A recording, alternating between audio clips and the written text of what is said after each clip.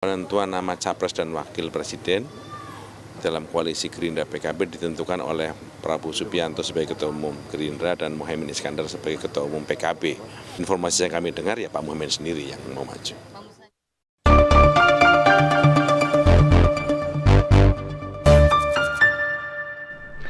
Berjumpa lagi dengan Om Ben, salam seger waras. Upaya Caimin atau lebih dikenal dengan Muhaimin Iskandar untuk maju jadi capres maupun cawapres segera akan tersampaikan. Kesetiaannya untuk tetap bersama Gerindra akan segera menampakkan hasil. Paling tidak jika mendasarkan ungkapan Pak Ahmad Muzani, Sekjen Gerindra, Caimin layak jadi cawapresnya Pak Prabowo, kata Pak Muzani setelah mendaftar di KPU. Dan pernyataan tersebut dikuatkan dengan adanya perjanjian koalisi. Ditambah PKB sudah firm mengusung Pak Prabowo sebagai calon presiden. Namun masalahnya, apakah ini benar-benar yang dimaui kader PKB? Apakah posisi itu bakal didukung pemilih Gerindra? Juga apakah tempat itu bakal membuat orang NU memilih mereka? Bahkan apakah di Pilpres 2024 tahun depan bakal mendongkrak perolehan Prabowo Caimin? Apa sebenarnya prestasi yang ditorehkan Caimin? Entah sebagai Menteri Tenaga Kerja pada waktu zaman Pak SBY, sebagai Ketua Umum PKB, maupun kinerja PKB di parlemen. Sulit menguraikan. Sebab memang tidak ada catatan yang lumayan spesial. Jika demikian, penting untuk dipastikan benarkah omongan Pak Muzani? Atau jangan-jangan kalimat itu disampaikan agar PKB tidak lepas gandengan dari Gerindra? Sebab sampai saat ini belum ada parpol lain yang mengkonfirmasi bakal merapat ke mereka. Beberapa pengamat politik menyampaikan Golkar berpeluang bergabung, namun dengan catatan Pak Erlangga cawapres. Jika begitu, mau dikemanakan PKB? Tukar posisi di Koalisi Indonesia Bersatu. Apakah P3, PAN, dan PKB bisa mengajukan sendiri? Ditambah P3 sudah memastikan capres mereka Pak Ganjar Pranowo. Atau malah PKB menyeberang ke Koalisi Perubahan. Konyol saja bila kemudian kursi cawapres lepas ke orang lain. Lantas Caimin membawa parpolnya ke Koalisi Perubahan. Meski membawa darah NU, namun banyak kader NU di bawah tidak merasa direpresentasikan PKB. Apalagi Caimin guna menyuarakan aspirasi NU. Hanya saja sekarang ini Caimin lagi was-was. Santernya kabar kalau Golkar bakal merapat ke Koalisi Kebangkitan Rakyat. Jika benar-benar terwujud, kursi bakal cawapres bakal melayang ke Pak Erlangga Hartarto. Itu bisa dipastikan. Sebab apa? Modal kursi Golkar di DPR kan lebih banyak. Masa iya Golkar mau mengusung cawapres yang modal kursinya lebih sedikit daripada dia? Di Koalisi Indonesia Bangkit, P3 sudah merapat mendukung Pak Ganjar. PAN diperkirakan juga segera menyusul. Kalau Golkar mau ke Koalisi Perubahan, itu konyol namanya. Sebab mereka tahu publik tidak merespon Pak Anies dengan baik. Pilihannya kalau tidak mendukung Pak Ganjar alias ikut PDIP, ya ke Gerindra, PKB. Hanya saja kursi bakal cawapres akan diminta Golkar.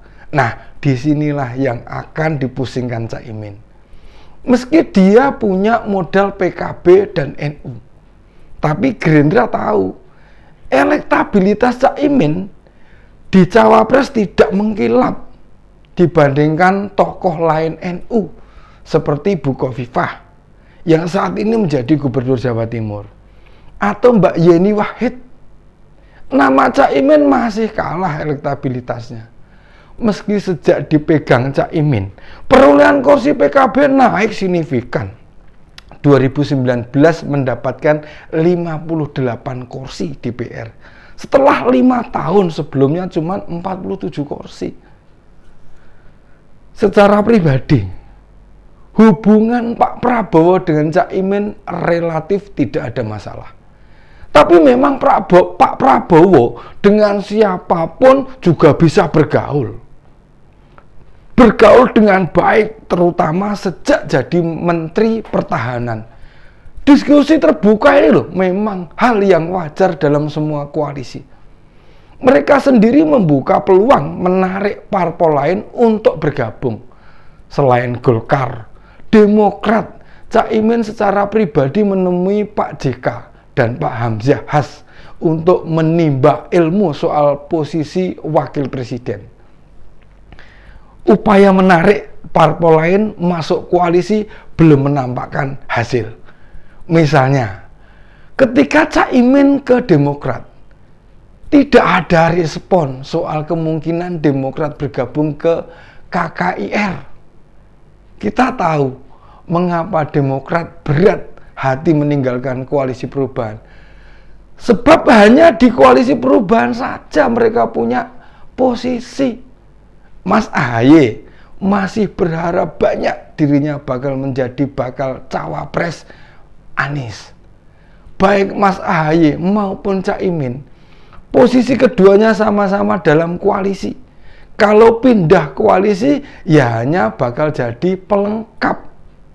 Tapi jika didudukkan pada kursi bakal cawapres, tidak akan mendongkrak suara. Jangan tanya pada keduanya. Pasti menjawab yakin jadi cawapres. Bahkan ketika partai mereka mendaftarkan caleg ke KPU, tidak ada nama Caimin maupun Mas AHY di daftar caleg. Ya disebabkan keyakinan bakal jadi cawapres itu. Sebenarnya kasihan juga melihat mereka. Optimisme mereka itu hanya perasaan subjektif. Dan itu hanya berdasarkan pengamatan di internal partai.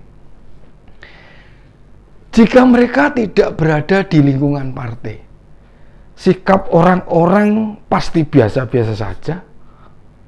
Sebenarnya Mas AHY lebih pesimis dibanding Caimin. Dia tahu progres koalisi perubahan setelah 7 bulan berjalan tidak bagus. Respon publik juga biasa-biasa saja. Tapi memang tidak ada pilihan lain. Kerja keras jajaran PKB juga tidak mudah, malah cenderung mengawang-awang. Menginginkan kursi DPR tembus 100 dari 58 kursi. Itu makin tidak realistis. Secara organisasi hubungan PKB dengan PBNU sendiri melemah. Terpilihnya Gus Yahya Stokhup sebagai Ketua Umum PBNU tidak memperbaiki komunikasi yang selama ini buntu, diakui atau tidak. Yang mengganjal dari PKB dan NU adalah kurang harmonisnya Caimin dengan keluarga Gus Dur. Ini yang menyebabkan PKB kembali mendapat 12% kursi DPR RI seperti tahun 99. Meski mengusung artis, diantaranya Iyeth Bustami, Tommy Kurniawan, Arzetti Bilbina, hingga mantan Kabareskrim Pak Susno Dwaji diajukan, bisa mempertahankan 58 kursi DPR itu bisa dianggap sebagai prestasi. Demikian opini Om Ben kali ini. Assalamualaikum warahmatullahi wabarakatuh.